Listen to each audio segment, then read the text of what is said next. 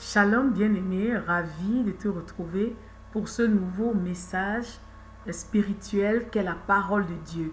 Aujourd'hui, l'Éternel me met à cœur de parler de la souffrance. Oui, cet état douloureux, physique ou moral que nous connaissons bien des fois dans notre vie. J'intitule ma méditation « Pourquoi je souffre ?» Pourquoi je souffre? C'est un thème vaste car les raisons de la souffrance sont diverses et multiples. Mais aujourd'hui, j'aimerais parler des raisons pour lesquelles je souffre. Le but pour lequel je suis en train de souffrir. Déjà, je commencerai par te dire que Dieu ne nous a pas destinés à la souffrance. Parce que les plans qu'il a pour nous, pour toi et moi, sont des plans de bonheur et non des plans de malheur. Et son souhait, c'est que nous prospérions à tous égards. Mais, dans tous les cas, la souffrance peut être causée par nous-mêmes. Ou alors, la souffrance peut être causée par autrui, par l'autre, par les puissances extérieures à nous.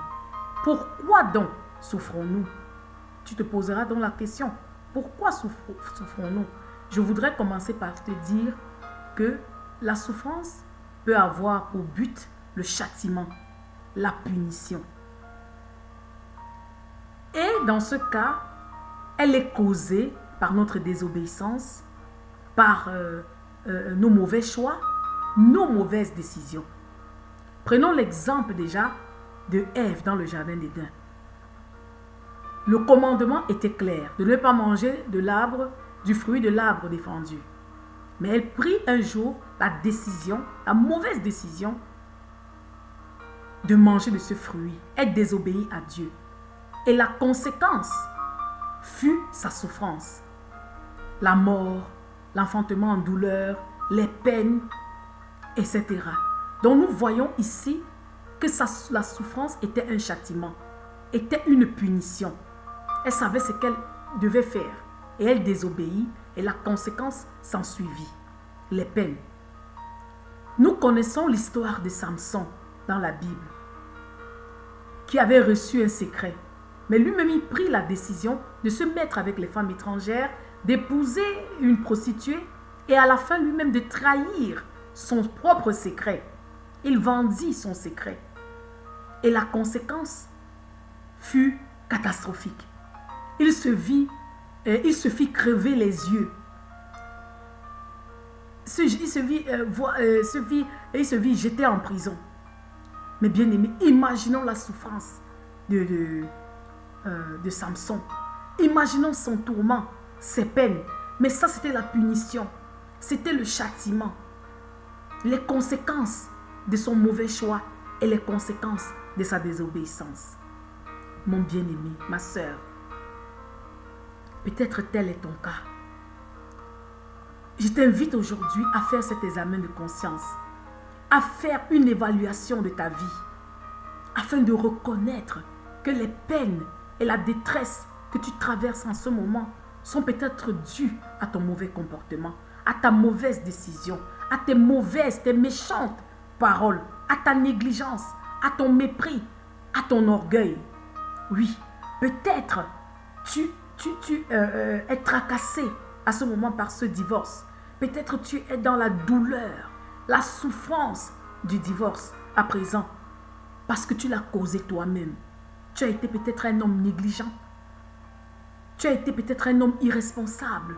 Ou alors toi peut-être tu as été une femme aussi négligente. La Bible nous dit que la femme sage bâtit sa maison, mais la femme insensée la renverse de ses propres mains. Peut-être tu as été une fois cette femme insensée qui a renversé son foyer de ses propres mains, qui a renversé sa carrière, sa destinée de ses propres mains. Oui. Peut-être aujourd'hui, tu es dans la douleur du célibat. Peut-être parce que dans le passé, tu as fait pleurer beaucoup de femmes ou d'hommes mariés en sortant avec leur conjoint. As-tu déjà reconnu cela? C'est la punition, c'est le châtiment. Peut-être aujourd'hui tu es dans la souffrance, la douleur de la stérilité. Peut-être parce que dans le passé, tu as commis beaucoup d'avortements volontaires. As-tu déjà reconnu tout cela? Peut-être aujourd'hui tu es dans la douleur, la souffrance de l'échec parce que tu n'as jamais lu tes leçons, préférant les sorties. Aujourd'hui tu souffres comme conséquence de ton mauvais choix, de ton mauvais comportement. Peut-être aujourd'hui tu es dans la souffrance de la prison parce que dans le passé tu as commis beaucoup de vols, d'escroqueries, de duperies. Aujourd'hui tu es châtié. Mon frère, as-tu reconnu tout cela? Je suis aujourd'hui là pour t'annoncer la bonne nouvelle. Pas pour te juger, pas pour te condamner, parce que le Fils de l'homme n'est pas venu condamner, juger, mais il est venu afin que le monde, par lui, soit sauvé. Je suis venu aujourd'hui te dire, mon frère, ma soeur, qu'il y a la porte de sortie, qu'il y a la solution. Après évaluation, si tu as identifié la source de ta souffrance, comme étant toi-même le responsable de ta misère, de ta calamité, le responsable de cette faillite qui s'abat dans ta vie. Aujourd'hui, je t'invite à recevoir Christ, à ouvrir les portes de ton cœur, parce qu'il est là, les bras ouverts. Il t'attend. Souvenons-nous du fils prodige. Oui, il prit tous ses biens et il s'enfuit loin de son père. Et après gaspillage, après la destruction de tout ce qu'il avait, il revint en lui et il courut vers son père. Il revint à la maison. Mon frère, ma soeur, si tel est ton cas, fais comme le fils prodige. La porte de sortie ici, c'est la repentance. La repentance. Et c'est quoi la repentance? C'est se détourner du mal et revenir à Dieu. Se détourner du mal et se tourner vers Dieu. Ce fils prodige s'est détourné du mal et il s'est tourné vers son père. Arrête d'indexer l'autre. Arrête d'accuser toujours l'autre. Regardons Ève. Que répondit-elle à Dieu? Elle dit à l'Éternel, Seigneur, j'ai péché. C'est le serpent qui m'a séduite. Alors j'ai mangé de ce fruit. Peut-être toi aussi, tu as été séduit par l'envie dans ton cœur. Peut-être tu as été séduit par tes ambitions, voulant te faire un nom à tout prix, voulant être reconnu à tout prix, voulant avoir la renommée. Tu as été séduit par le monde, une quête effrénée de l'argent, une quête effrénée de la renommée. Peut-être tout cela t'a séduit, mais aujourd'hui reconnais, mon frère, reconnais, ma soeur, que tu as foulé aux pieds le talent que Dieu t'a donné. Tu as foulé aux pieds ce mari que Dieu t'avait donné, cette femme que Dieu t'avait donné, ces enfants que Dieu t'a donné. Tu as foulé aux pieds ce don que Dieu t'avait octroyé. Tu n'as pas reconnu le temps de ta visitation. Reconnais, fais comme Samson, mon frère, ma soeur. En prison, il cria au Seigneur, « Père, souviens-toi de moi. Seigneur, donne-moi une nouvelle opportunité. Oui, j'ai failli. Oui, je suis tombé. Oui, Seigneur Jésus, j'ai péché contre toi, mais donne-moi une autre opportunité. » Et notre Dieu est fidèle. La Bible nous le dit clairement. Il se souvint de Samson et il lui donna une autre opportunité. Il se souvint d'Adam et Ève et il envoya le Seigneur Jésus-Christ afin que par lui, aujourd'hui, nous soyons sauvés. Toi aussi, mon frère et ma soeur, crie à l'Éternel, reviens à lui, reconnais que tu as détruit ce qu'il t'avait donné de très précieux. Reconnais cela, reviens à Dieu, crie à lui, reconnais tes péchés. La Bible nous dit que si nous confessons nos fautes, notre Père est fidèle pour nous les pardonner. Si tu m'écoutes aujourd'hui, c'est la preuve indéniable que Dieu te donne la nouvelle opportunité pour corriger tes erreurs passées. Oui, mon frère, oui, ma soeur, reconnais pour sortir de cette souffrance, de ce châtiment, de cette punition. Viens, abandonne à la croix, au pied du Maître qui est le Seigneur Jésus. Reconnais ta faute. Il est fidèle, il est compatissant, lent à la colère, riche en bonté de cœur. Dis Seigneur, j'ai détruit de mes propres mains ma maison, mon foyer. Mais tu es le Dieu, le restaurateur des brèches. Tu es le Dieu qui peut remettre au commencement ce qui est achevé. Seigneur, refuse, arrête de vivre dans cette culpabilité. Voilà la raison pour laquelle tu es aigri.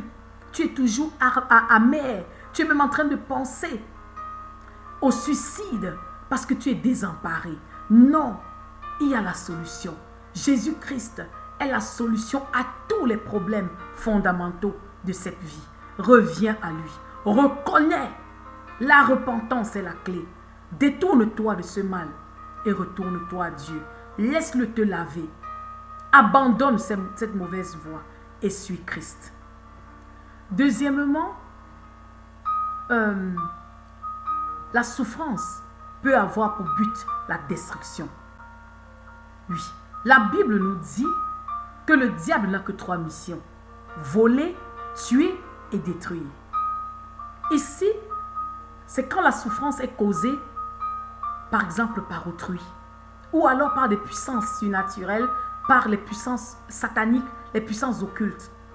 Ici, toute la souffrance a pour but de te détruire, de voler ton mariage, détruire ta carrière, détruire ta destinée, te tuer en fait. Et nous avons plusieurs exemples. Souvenons-nous de Joseph. Qu'avait-il fait à ses frères? Rien du tout. Mais ses frères l'ont haï, au point de le vendre dans un pays étranger, comme esclave. Joseph, qui était un enfant choyé par son père, se vit séparé de sa famille, dans un pays lointain, esclave, séparé pendant des années. Et par la suite, il se vit jeté en prison. Pas parce qu'il avait fait quelque chose de mal, non, mais parce qu'il a voulu vivre dans l'intégrité, refusant d'aller avec la femme de Potiphar. Il se vit jeté en prison. Mais bien aimé, quelle souffrance, quelle douleur Joseph a-t-il enduré? Tu m'écoutes aujourd'hui et ton histoire est peut-être similaire. Tu as été trahi par les membres de ta famille, trahi par tes amis, trahi par les tiens. Tu as été peut-être abusé dans ton enfance, maltraité. Tu n'avais rien fait de mal. Tu n'avais rien commis. Tu as été piétiné. Tu as été cette femme battue, marginalisée, alors que tu t'es donné entièrement pour le succès, la marche de ton foyer. Mon frère, ma soeur, peut-être tu as été écrasé, humilié, alors que tu n'avais rien fait. Souvenons-nous de l'histoire de Paul, lorsque ces Juifs s'unirent et ils se décidèrent de ne ni manger ni boire jusqu'à ce qu'ils eussent tué Paul. Paul n'avait rien fait. La méchanceté de l'autre, la méchanceté de l'homme. Et parfois, nous sommes victimes. Mais je veux t'annoncer aujourd'hui, mon frère et ma soeur, qu'il y a la porte de sortie. Et la porte de sortie, c'est Jésus-Christ. Oui. Il t'octroie son pardon. Il te donne comme grâce son pardon, afin que toi aussi tu puisses donner de nouveau le pardon. Souvenons-nous de la vie du Seigneur Jésus. Qu'avait-il fait? Rien du tout. Il n'avait jamais commis de péché. Jamais. Il n'avait même pas la pensée du mal en lui, puisque le diable est venu à lui et il n'a rien trouvé de lui en notre Seigneur Jésus. Il n'avait jamais pensé le mal. Combien plus forte raison, poser l'acte. Mais nous, les êtres humains, nous le crucifièrent. Mais souvenons-nous de ce qu'il dit à la croix de Golgotha avant d'expirer. Il s'écria à Dieu le Père, pardonne-leur. Alléluia. Pardonne-leur. Le Seigneur aurait pu mourir sans rien dire. Mais il trouva la force de dire, ne leur impute pas ce mal. Papa, pardonne-leur. Mon bien-aimé, il y a de la puissance dans le pardon. La puissance qui libère. Une puissance qui délivre. Aujourd'hui, nous sommes enfants de Dieu. Aujourd'hui, nous sommes citoyens du ciel. Aujourd'hui, nous sommes les co-héritiers de Christ. Parce qu'il nous a pardonné. Alléluia. Je veux t'inviter aujourd'hui de pardonner. Reçois Christ il déversera son pardon dans ton cœur. Alors tu pourras toi aussi l'octroyer à l'autre. Libère tous ces gens de ton cœur. Libère tous ceux-là, tous ces gens-là qui t'ont trahi, qui t'ont fait mal. Ils sont emprisonnés dans ton cœur et toi, tu es leur gardien. Voilà la raison pour laquelle tu es gris aujourd'hui. Tu es amer, tu as toujours des mauvaises pensées. Tu songes même à te venger. Non, mon frère, la revanche appartient à l'Éternel. Voilà pourquoi tu pries et tes prières ne sont pas exaucées. Parce qu'il y a une barrière entre toi et ton Père. Mon bien-aimé, libère-les. Pardonne-leur. Il y a de la puissance. Pardonne-leur parce que dans la puissance, il y a de la délivrance. Dans la puissance, il y a de la bénédiction. Si tu pardonnes, tu seras catapulté à une autre dimension. Souvenons-nous de Joseph. Lorsque ses frères vinrent à lui, que fit-il? Il ne trouva pas cela comme un moyen de se venger. Non, mais il leur dit au contraire, ce que vous avez planifié en mon mal, Dieu l'a changé en mon bien. Alléluia. Mon frère, pardonne-leur. Si tu m'écoutes aujourd'hui, si tu es là aujourd'hui, c'est pour te dire que ce n'était pas pour ta destruction, mais c'était pour ton élévation. C'était pour la gloire de Dieu dans ta vie. Libère-les, comme Jésus aussi t'a pardonné. Toi aussi, tu as besoin de pardon. Pardonne-leur. Parfois aussi, le but de la souffrance, aussi comme je le dis, est la destruction, mais pas ici causée par l'être humain, autrui, mais par des puissances sataniques, par des puissances démoniaques qui viennent te tourmenter, des situations répétitives, continuelles dans ta vie, où tu épuises tous tes efforts, tu te donnes à fond pour la réussite de ton foyer, la réussite de tes études, la réussite de ta carrière. Mais il y a toujours quelque chose, il y a toujours un frein, il y a toujours un blocage. Mon bien-aimé, ici, ce qu'il y a lieu de faire, c'est Jésus-Christ. Alléluia. Jésus, Jésus, Jésus. Il t'a donné la puissance, l'autorité de marcher sur les scorpions, les dragons et sur toute la puissance de l'ennemi. Et il a déclaré que rien ne peut te nuire. Commande à ces esprits, commande à ces forces sataniques de vider les lieux. Oui, tu as de la puissance. Et la puissance est investie dans le nom de Jésus-Christ de Nazareth. Regardons comment lui-même, il opéra. Il chassa, il tensa les esprits et il les chassa. Mon frère, fais cette évaluation, fais cet examen de conscience. Examine ta propre vie et positionne-toi en tant que chrétien. Alléluia. La souffrance aussi, mes bien-aimés, peut avoir pour but de sculpter notre caractère, de nous modeler. Oui, souvenons-nous du Seigneur Jésus-Christ. La Bible nous dit qu'il a pris de ses souffrances l'obéissance. Alléluia. Afin de rester obéissant, Jésus passa par l'école de la souffrance. Donc ici, la souffrance, la raison, c'est nous sculpter. C'est nous bâtir, nous modeler. C'est de faire de nous des personnes meilleures. Mon frère, ma sœur,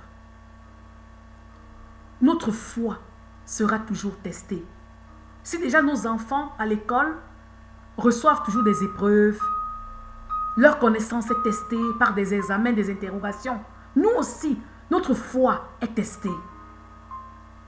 Et Jésus lui-même, il a pris l'obéissance dans l'école de la souffrance. La Bible nous dit que c'était un homme de douleur. On n'apprend pas l'obéissance dans le bien-être, dans l'opulence. C'est trop facile. Parfois, nous passons par des moments difficiles parce que Dieu veut nous raffiner.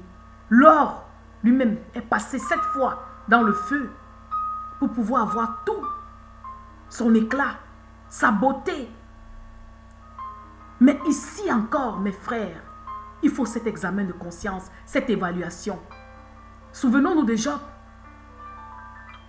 Il fit cet examen de conscience dans sa vie. Il se souvint qu'il n'avait jamais marché dans le faux. Il dit de lui-même, je n'ai jamais été sourd au cri du pauvre, de l'affligé. Je suis venu en aide à la veuve. J'ai marché dans la droiture. C'est alors là qu'il dit, ni je suis venu, ni j'y retournerai. Parce qu'il a vu que ses mains étaient propres. Il comprit que là, c'est une épreuve. Et il ne pécha pas de sa bouche. Le Seigneur lui-même ne pécha point de ses lèvres, malgré la souffrance qu'il endura. Mon frère, si toi tu marches dans la vérité, si tu marches dans la lumière, et le sang de Jésus te lave continuellement, et aujourd'hui tu passes par des moments difficiles, par des moments de tribulation, pourquoi t'inquiètes-tu? Notre Seigneur nous le dit clairement. Vous aurez des tribulations, mais tenez bon, j'ai vaincu le monde. Ces tribulations, mon frère et ma soeur, elles ne sont pas là pour ta destruction, mais pour ton élévation. Elles sont là pour pouvoir te sculpter afin de devenir une personne meilleure. Qui sait, cette disette financière que tu traverses en ce moment, c'est pour mieux sculpter ton caractère. Parce que le Seigneur sait que dans l'avenir, il va te faire confiance. Avec une grande ressource monétaire, il va falloir gérer. Qui sait, mon frère, peut-être ce rejet, cette trahison que tu connais à ce moment, c'est pour mieux sculpter ton caractère, développer les fruits du Saint-Esprit dans ton cœur.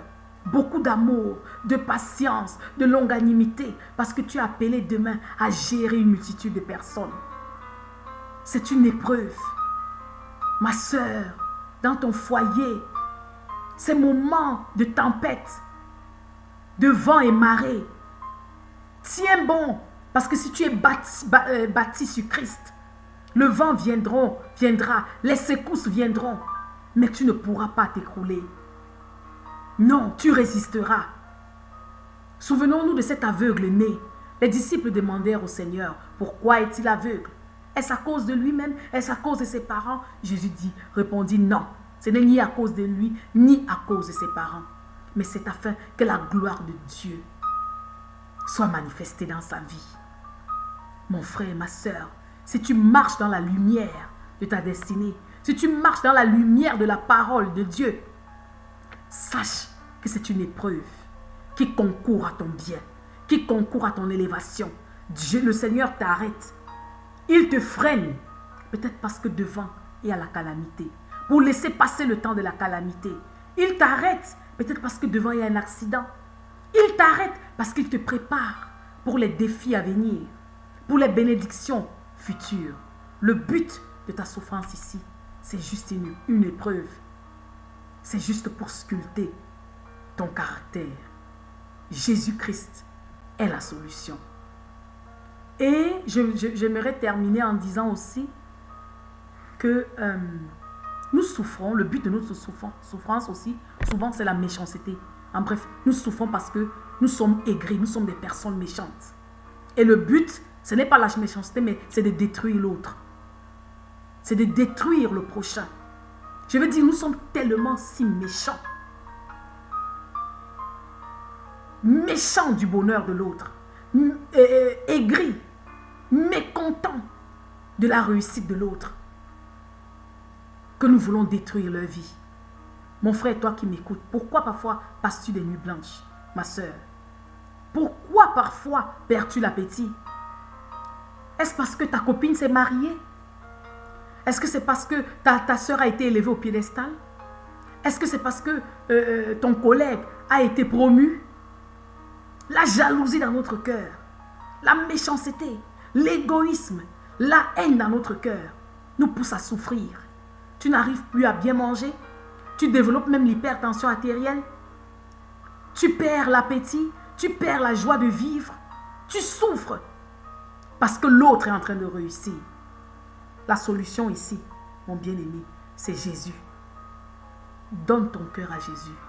Dis Seigneur, ôte de moi l'amertume, ôte de moi la haine, ôte de moi la jalousie et donne-moi plus de toi. plus de ton amour, plus de ta compassion, plus de ta longanimité. Oui, dans ce cas, la souffrance là, c'est pour te détruire. Toi, ça va te détruire. Mais si tu viens à Jésus, tu aimes parce qu'il t'a aimé le premier, tu seras libéré. Voilà la raison pour laquelle toi-même tu ne réussis pas. Tes prières ne sont pas exaucées parce que tu penses toujours mal de l'autre. Comment peux-tu réussir? Mais Jésus aujourd'hui il ouvre ses bras. Il vient à toi. Ouvre-lui la porte. Il rentrera dans ta vie. Et il ôtera, le Saint-Esprit ôtera de ton cœur tout ce qui ne glorifie pas Dieu. De nous-mêmes, nous ne pouvons pas. Mais il est là pour ça, le Saint-Esprit. Demande-lui la force, la capacité.